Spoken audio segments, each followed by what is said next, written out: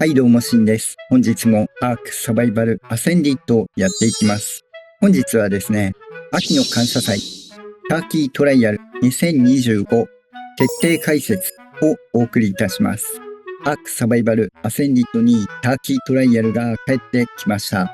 ロストコロニー実装で忙しい時期になりまして、新しい要素というのは追加されていないんですが、初めてされる方もいらっしゃるかと思いますので、詳しくご紹介していこうかと思います。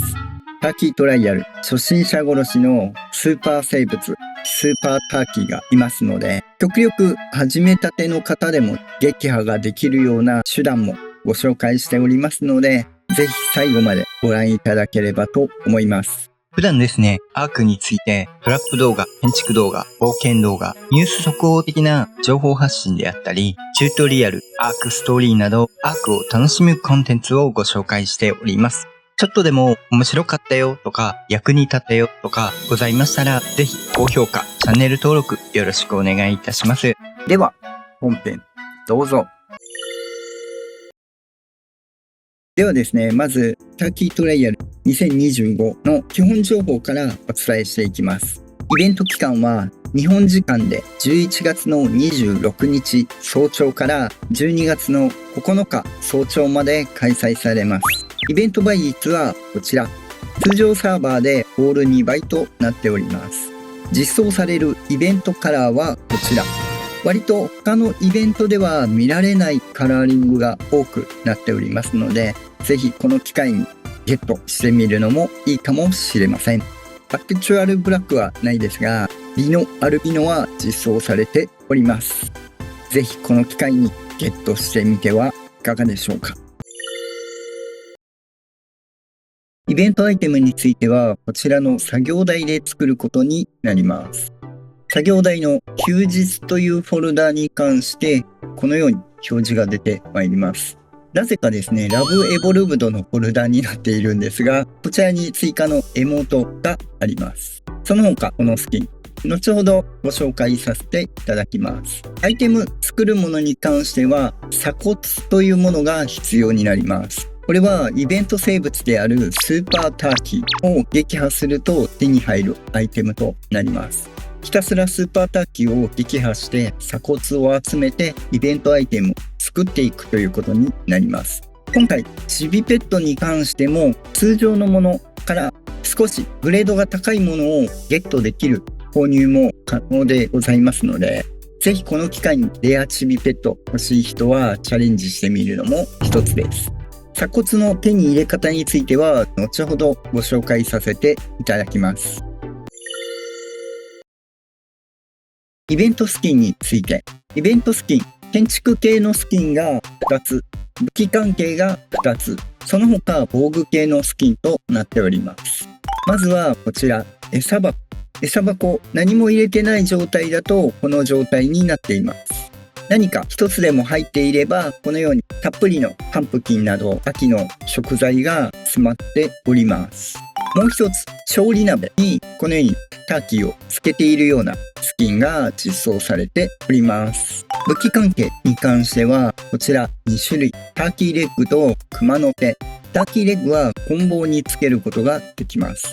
熊の手は槍につけることはできるんですが、ただし通常の骨の槍ではなく金属の槍でないとつけることができませんのでご注意ください。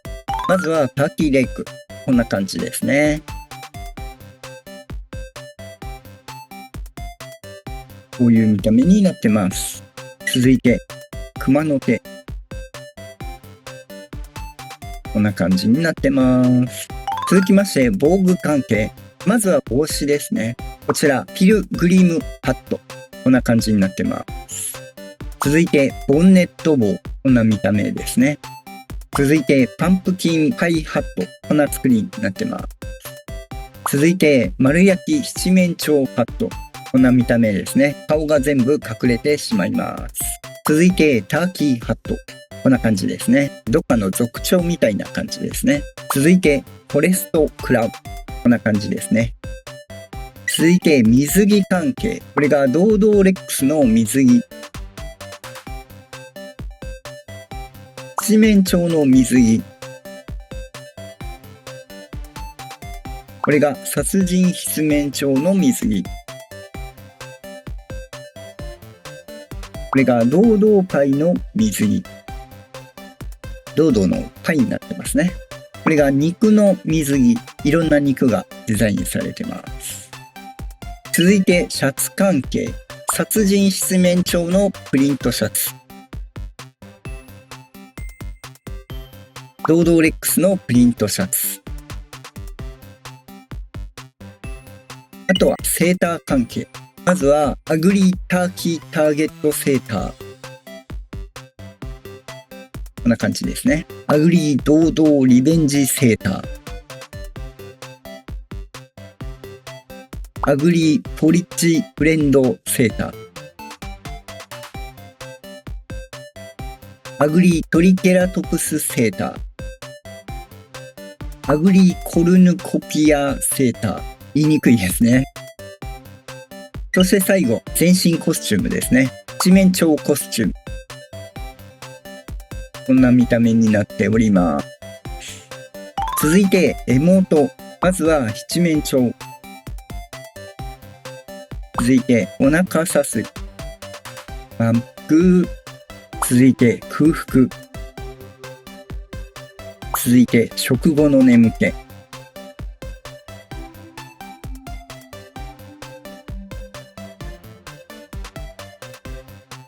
続いて、タッチダウン。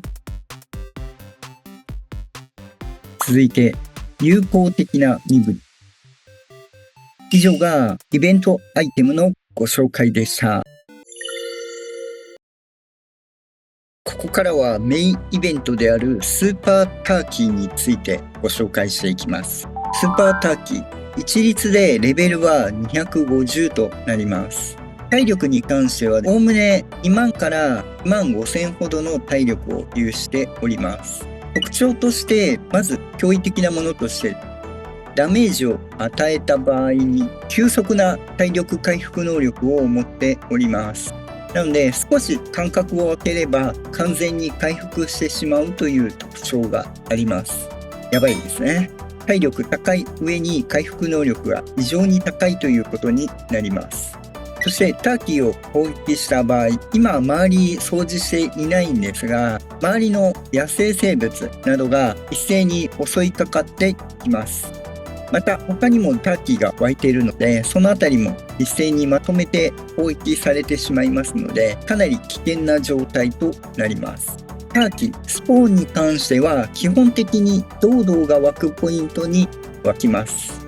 なので周りに割とトリケラトプスとかいたりしますので、ターキーを倒そうと思って攻撃した場合にトリケラに囲まれるという状況が多々生まれる可能性が高いです。特に最初の方など処理能力ないと思いますので、先にターキーを手を出す前に周りの清掃をしておきましょう。またペットからの攻撃に関して基本的に9割減のダメージカットが入ります。なのでレックスとかでもこのように29ダメージとかしかダメージを与えることができません。通常の生物での撃破っていうのは難しくなっております。このあたりは後ほど生物での撃破に関してご紹介しておりますので、そちらをご確認いただければと思います。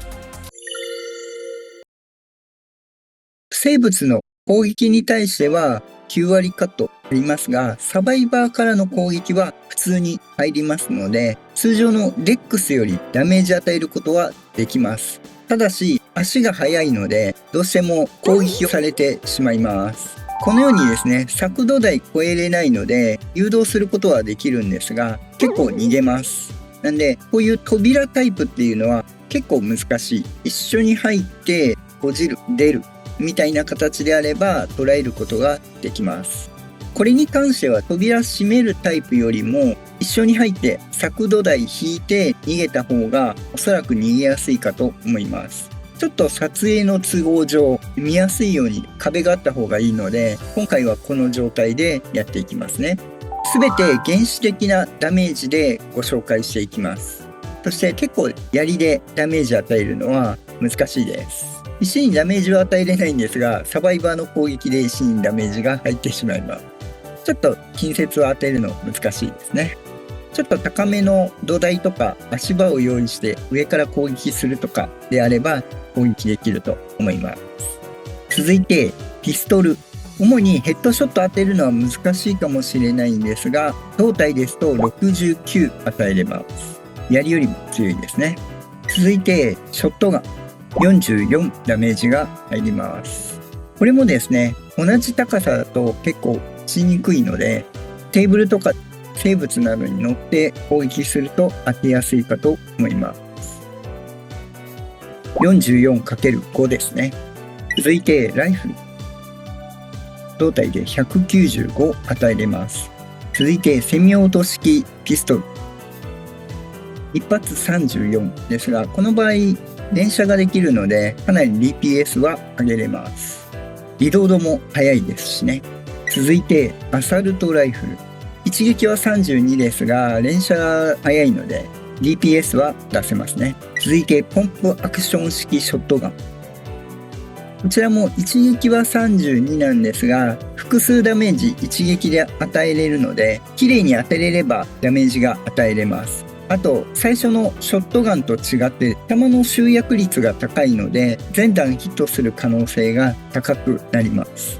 もちろんリロードも早いです。ダメージ力は高くなってます。続いてセミオート式スナイパーライフル。これに関しては一撃115ですが連射が結構できます。しかも狙いやすいのでかなり有効的な手段になるかと思います。あとこの場合割とヘッドショットも狙いやすいかと思うので動くんで難しいですけどね。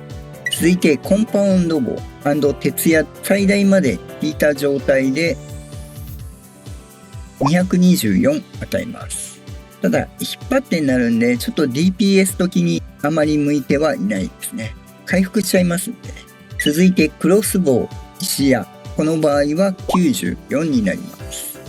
クロスボウもう一つありましてクロスボウギアがあります。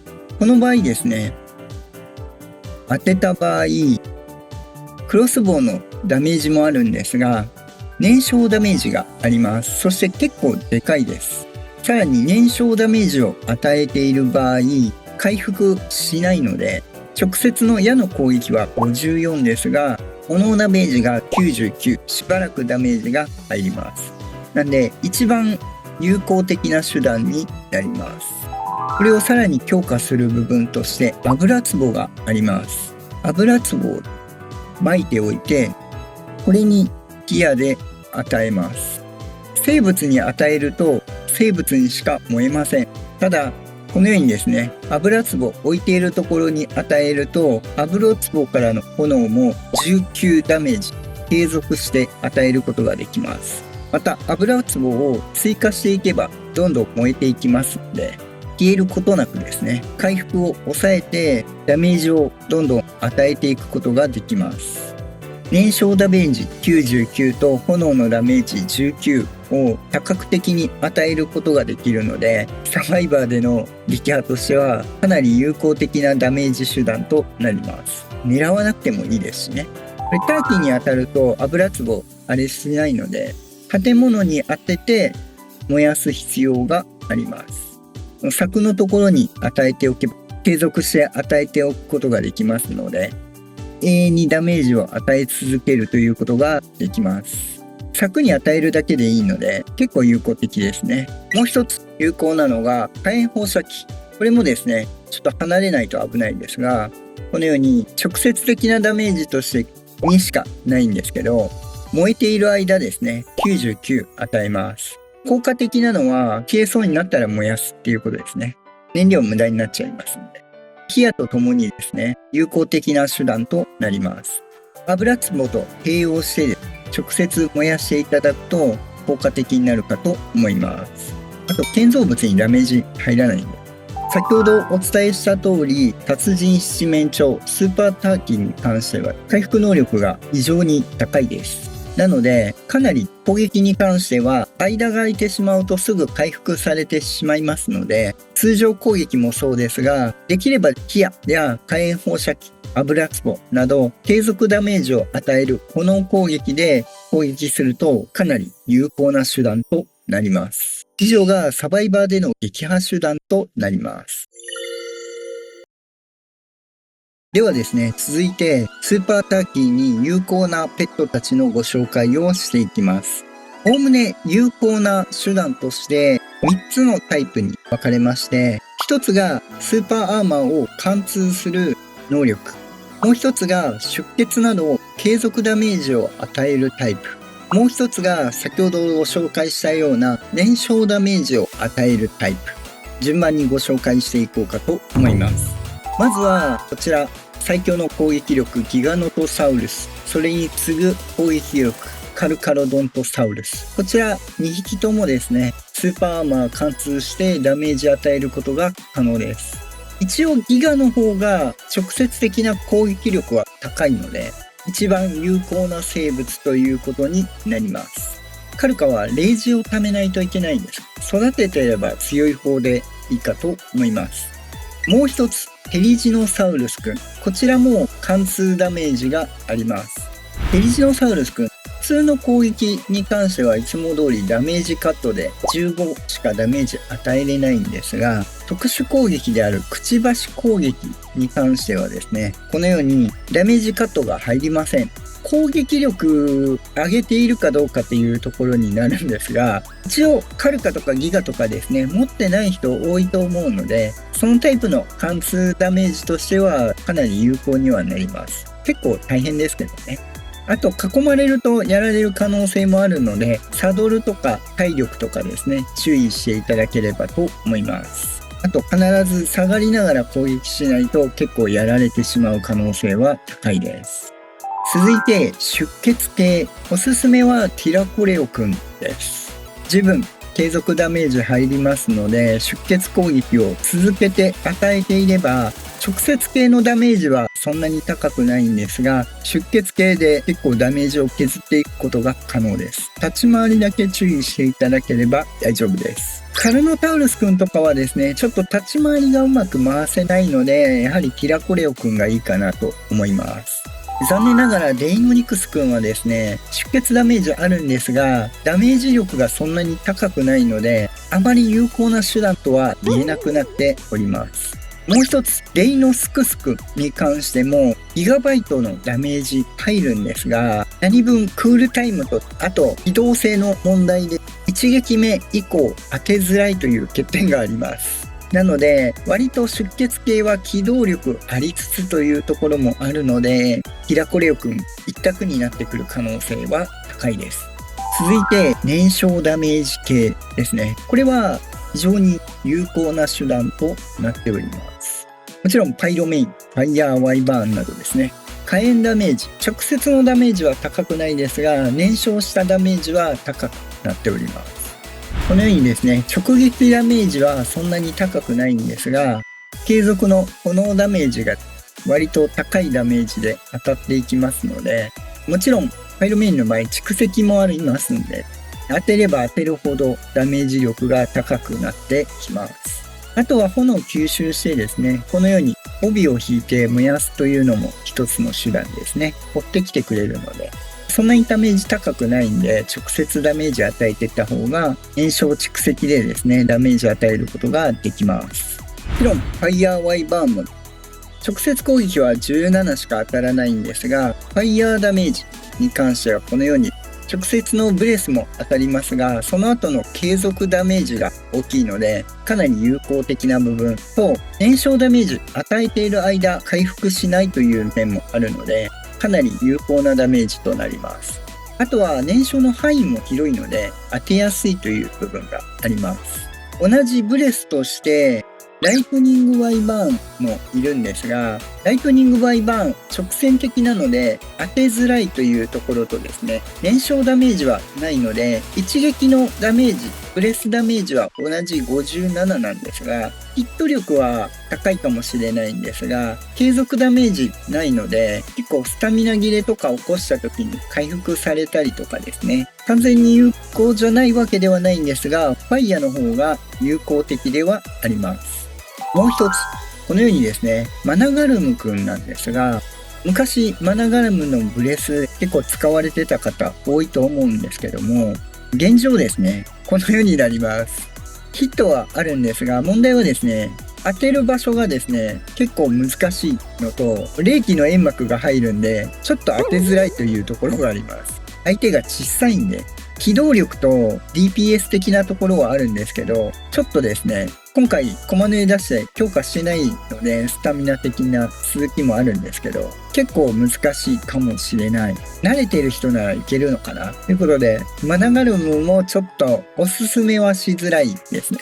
もちろんですね、一番火力とか含めてですね、ギガカルカが一番おすすめではあるんですが、持ってない人多いと思うので、そういう場合はやはりまだ持ってる人がいるであろうパイロメインとかですね、ファイヤーワイバーンなどが燃焼系が一番有効的かと思われます。サバイバー攻撃も一緒ですね。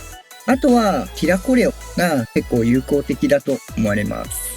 ぜひ効率的にご利用いただければと思います。あとはボス専用にテリジノとか強化してるんであれば、テリジノくんもくちばし攻撃当てていけば有効的になりますので、囲われないように1体ずつ相手にする立ち回りをしていただければ有効的にダメージを与えていけるかなと思います。以上が有効的なペットたちのご紹介でした。はい、ではいかがでしたでしょうか。本日はですね、ターキートライアル2025徹底解説をお送りいたしました。かなりですね、スーパーターキー、厄介な生物でもあるんですが、大量に狩りまくれば、鎖骨だけでいろいろ交換ができるというものにもなっておりますので、ぜひご活用いただければと思います。さらに、チビペットに関してもですね、レア枠のチビペット効果もありますので、なかなかレア枠引けてない人とかですね、チビペットいろいろ揃えたい人に関しては、かなり有効なイベントにもなっているかと思いますので、ぜひご活用いただければと思います。では本日は以上となります。アークについて困ったことがあれば、ここのチャンネルに来れば解決できるチャンネルを目指して頑張っておりますので、ぜひ高評価、チャンネル登録よろしくお願いいたします。応援したいよっていう方はメンバー登録もよろしくお願いいたします。その他、Twitter や Discord などアークに関わる情報発信、コミュニティなども行っておりますので、詳しくは説明欄ご確認いただければと思います。また次回お会いいたしましょう。バイバイ。